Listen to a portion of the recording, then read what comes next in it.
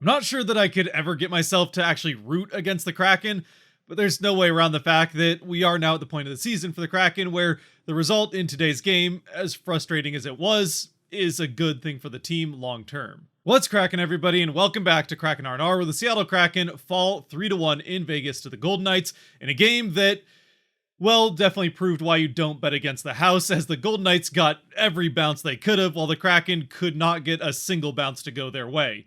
I mean, they do get one nice tip in to get at least on the board so that it's not a shutout, but they definitely could have ended up winning this game with just a couple bounces going the other way. And yes, I know you can say that pretty much about any game that's a one-goal game in the NHL, which this one effectively is with an empty netter that makes it 3-1, but there's a couple specific moments that I can point to in this game that could have gone the other way, and if they did, the Kraken could have been the team winning probably 2-1 since they don't really hit the empty net all that often. Though with all that being said, I do think between the two teams that Vegas did play the better game, and honestly the only reason that the Kraken are that close to where a couple specific bounces could have made the difference is because of how good Philip Grubauer was in net for the Kraken, as he gets the start after coming in from Decord getting pulled after his worst outing in the NHL in the game previous against the Sabres. And I suppose at least for Grubauer did mean then that he got to use in-game and play with the custom pads and mask that he had made for the Winter Classic, as both teams do go with their Winter Classic look for this game. The third one the Kraken have worn them for,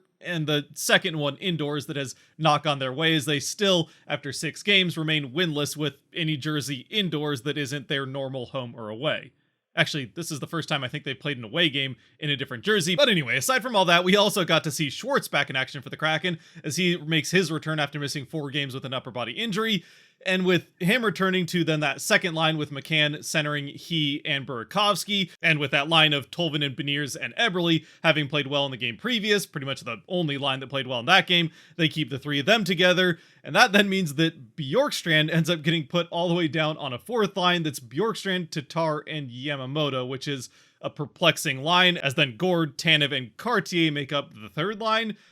Either way, just a total mishmash of those bottom 6, but the top 6 was fairly, I think, expected with Schwartz's return and how that Tolvin and Beniers Eberle line played the game before. Though based on how things went offensively in this game anyway, I wouldn't be surprised if we see all new lines once again in Arizona tomorrow.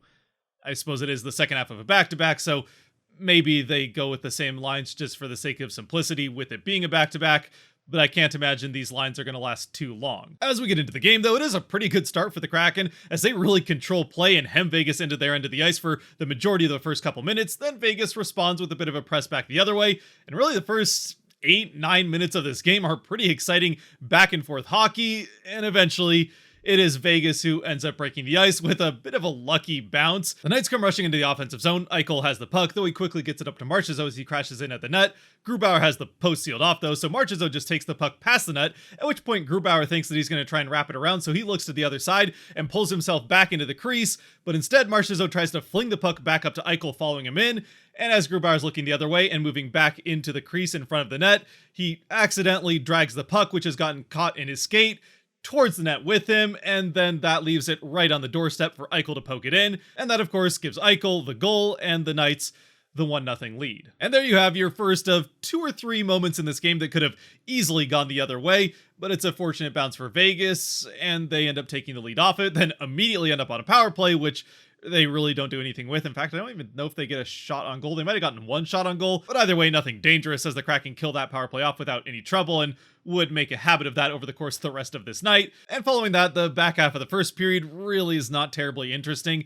Not much of anything notable happens, so we get to the first intermission with Vegas leading 1-0. And then the second period starts out with kind of more of the same until the back half of the second, where the teams start trading power plays. The Kraken get on a power play first, and they nearly score on it. A couple of very good chances. I think Beniers had a couple shots on goal, or maybe Tolvanen had one. Either way, they do get a pretty good power play off, but can't get it into the net, as Thompson was pretty good in net for Vegas. Vegas gets a power play almost immediately afterwards. Once again, nothing doing for them. In fact, the Kraken might have gotten a couple shorthanded chances on this power play. McCann had a couple shorthanded shots on goal in this game, one of which was on, I'd call it a partial break. And he had another one, I think even earlier on in the same power play off to the side of the net, that he put right off the middle of the face mask of Thompson, which did daze him for a bit. In fact, I thought for a second that it had even knocked him out, as he kind of like slowly falls towards the ice and then catches himself. Either way, the ref comes up and checks on him. I don't know if the spotters don't spot the goaltender or what. He certainly was dazed. The puck doesn't bounce to any Kraken players, so there's no chance to take advantage of that dazing of McCann's shot off the face mask. Both of those shots from McCann are saved shorthanded, so Vegas at least prevents Seattle from scoring on their power plays, but could never get anything going themselves on the power play. And that would include the power play that they would have towards the end of the second period, their third of the game, that once again, although they do actually get a few shots on goal in this power play, it's probably their best of the night.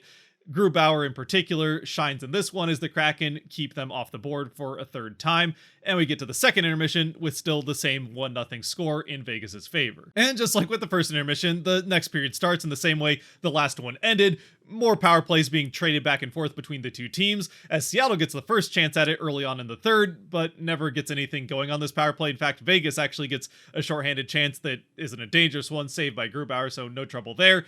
But the Kraken really don't look like they're on the man advantage during this power play. Vegas gets another chance. Again, a couple shots on goal, but not as good as the one they had at the end of the second. I don't know, I guess it wasn't that bad of a power play. They do get a few shots on goal, so once again, it's probably Grubauer that's the star of this penalty kill. Either way, the Kraken kill it off for a fourth time as the Golden Knights go effectively 0 for 4 on the power play on the night. They do technically, I think, get a power play goal at the end as the empty netter comes while Vegas is on the power play, but because of the empty net, it's still 5-on-5, so I mean, it's counted as an empty netter, but maybe also power play goal. Either way, effectively, for real power plays, they went 0 for 4 as the Kraken kill at least did a very good job in this game. And it certainly kept the Kraken in the game long enough to get their third power play of the game, just on the other side of the halfway mark of the third period, still without a goal in the game. And just over halfway through the power play, it would make all the difference as a Riker Evans shot from way up by the blue line is tipped beautifully in front through traffic by Jaden Schwartz into the back of the net to give him his 12th of the season, the Kraken the power play goal, and even things back at 1 as Schwartz gets right back on the board with a goal coming out of the 4-game absence with the injury. And once again displaying with this now being his 6th power play goal of the season, so half of his goals this year have come on the power play, just how important he is to this Kraken power play. As for everything that I said over the course of the season, and certainly around him getting traded, about how important Wenberg was to this power play, though less so showing up on the score sheet, with a lot of his impact being made by screening goaltenders, Schwartz does a lot of the same things, but then also has the added ability to tip pucks in front of the net better than just about anybody on the team. I mean, he's no Joe Pavelski, but he's still pretty good at it. And so after all of that for Vegas defensively in this game, as they did a pretty good job of stifling the Kraken offense, or at least preventing shots from ending up on net, the Kraken only end up with 22 shots on net in this game, with Vegas blocking a lot of shots and keeping things pretty well to the outside for the most part anyway, even with the 3 power plays the Kraken had. Still, the Kraken are able to prevent Vegas from returning the favor of the shutout that they gave Vegas in the Winter Classic in these same jerseys, as they break up that shutout, tie the game, and then nearly a minute or two later take the lead with a Tolvanen shot that he just kind of wheels around the offensive end, then fires off a shot with a bit of a screen of a defenseman in front of the net. But Thompson just gets a piece of it and it goes off of the post. If he doesn't get at least that little sliver, which honestly is, I think, luck, he doesn't see the shot coming. And still, whether or not he did get that little tip, and honestly it was hard to tell, it goes right off that post, and they came that close to taking the 2-1 lead. Which, unfortunately, as it turns out, would not have won the Kraken the game, it just would have forced overtime. I suppose if this goal goes in, it changes circumstances, so who knows what happens. But with a minute and 20 seconds left, Vegas, with the game tied, rushes into the Kraken end of the ice. It's Howden who gets at least a press up towards the net as he's able to kind of work his way around, I think it's Riker Evans, to get the chance on net, which Grubauer in tight is able to shield off without any trouble.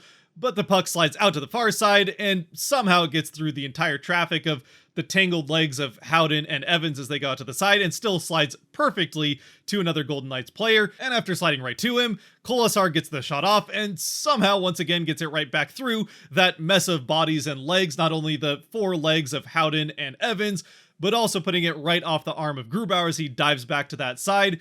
It ends up in the net and gives Vegas the 2-1 lead with just again a minute and 20 seconds left.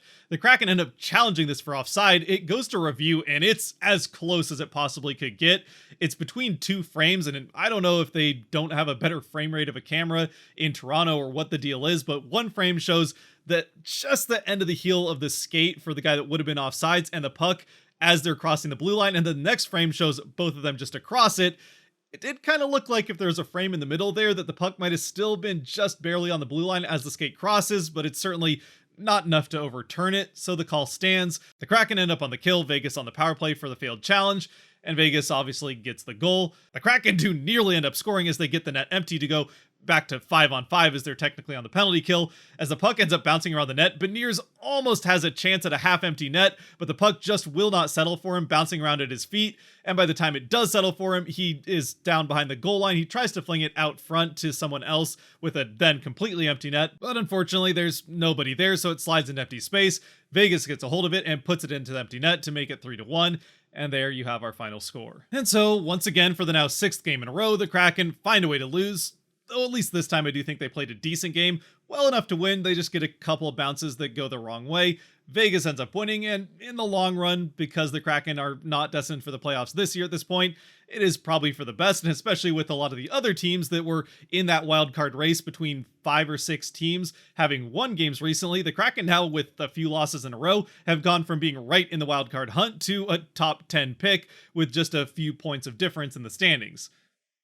Does mean that they're going to have to continue to lose the games if they want to stay in that top 10 selection type of area. And we'll just have to see how that goes, as like we've been looking at, the schedule does lighten up here over the next few weeks quite a bit and could mean the Kraken play their way out of that top 10 pick area. So once again, like I said back in the beginning, there is at least that silver lining to a game that does suck from a Kraken fan standpoint, as you still want the team to win games. At least it gives them a better potential draft pick. And I suppose if you believe in karma or the overall balancing out of luck, the Kraken are definitely banking some good luck coming their way either at the end of this season or maybe next season.